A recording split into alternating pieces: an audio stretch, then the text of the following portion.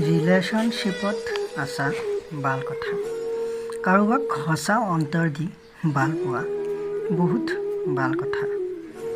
আজিকালি ভালপোৱাবোৰো বজাৰৰ সামগ্ৰীৰ দৰে হৈ পৰিছে। এই সময়ত যদি কাৰোবাক সঁচা অন্তৰ দি ভাল পোৱা, তেতিয়াহ'লে পৰিয়ালৰ অজুহাত দি আঁতৰি নাযাবা। ৰাস্তাত দলিওৱা শিলটো যেতিয়া তোমাৰ গাত লাগে, তেতিয়া কিমান আঘাত পাবা। ঠিক পৰিয়ালৰ অজুহাত দি কাৰোবাৰ হৃদয় ভাঙিলে তাতকৈও বেছি আঘাত আৰু কষ্ট অনুভৱ হয়। অলপ দুখ পালা বুলিয়ে নিজক শেষ কৰি দিম বুলি কোৱা। এবাৰ হস্পিটেলত গৈ চাবা। 1 মিনিট সময় জীয়াই থাকিবলৈ মানুহ কিমান কষ্ট কৰি আছে। যদি কেতিয়াবা নিজক লৈ খুব বেছি অহংকাৰ হয়, তেতিয়াহ'লে এবাৰ শ্মশানলৈ গৈ চাবা। দেখিবা তোমাতকৈও ভাল জ্ঞানী মানুহো মাটিৰ লগত মিলি গৈছে। নিজৰ চেহেৰা আৰু পথ আৰু টকা পইচাক লৈ কেতিয়াও অহংকাৰ নকৰিবা। যদি অহংকাৰ কৰা, গুণক লৈ কৰিবা। কাৰণ মানুহে সকলো পাহৰি গ'লেও গুণক পাহৰিব নোৱাৰে। যদি আপোন হ'ব বিচৰা, দাপোনৰ দৰে হোৱা। সুখ দুখত সদায় হাঁহি থাকিবা। কেতিয়াও আঁতৰি নাযাবা।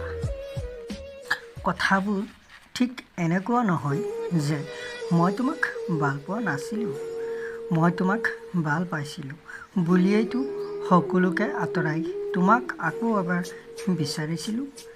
কিন্তু য'ত হাজাৰ স্বাৰ্থ লুকাই আছিল, তাত জানো ভাল পোৱা থাকিব পাৰে? সময়ৰ লগে লগে ময়ো সলনি হৈছিলোঁ, কিন্তু তোমাক জানো পাহৰিব পাৰিছিলোঁ?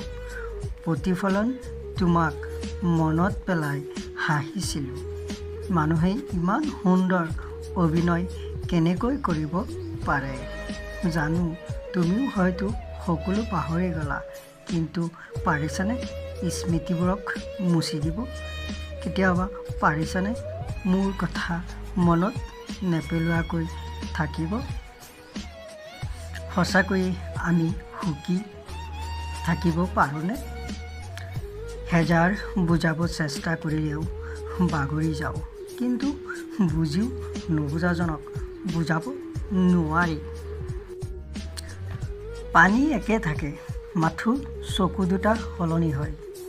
বছৰৰ পৰ বছৰ প্ৰেমিক প্ৰেমিকা একেই থাকে, মাথো নামটো সলনি হৈ যায়। কাৰোবাক পাহৰি যাম বুলি তো আৰু পাহৰিব নোৱাৰোঁ, মাথো পাহৰি যোৱাৰ অভিনয় কৰা হয়।